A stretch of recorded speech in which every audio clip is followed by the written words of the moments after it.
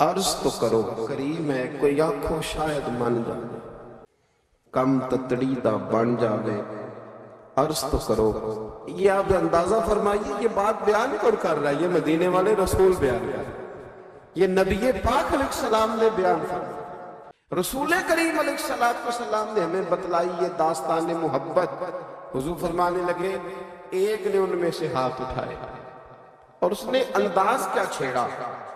عرض کرنے لگا اللہ تو جانتا ہے نا میں نے بکریاں رکھی ہیں، میں غریب ہوں، مزدور ہوں، اور مالک تو یہ بھی جانتا ہے کہ میرے بچے بھی ہیں، بیوی بھی ہے، پر میں جب بھی گھر لوٹا ہوں تو دودھ میں نے بچوں اور بیوی کو پہلے نہیں دیا، بوڑھے ماں باپ کو پہلے دیا۔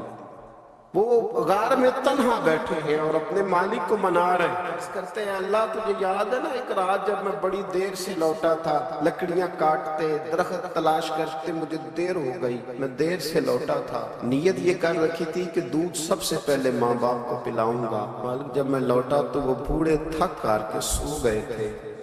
میری بیوی نے مجھے کہا کہ بچوں کو پلا دو، وہ سو گئے، تو میں نے کہا نہیں میرے ذمے ہے ان بوڑھوں کے دل کو ٹھنڈا کرنا، ان سے پیار کرنا۔ اے مالک فجر ہو گئی،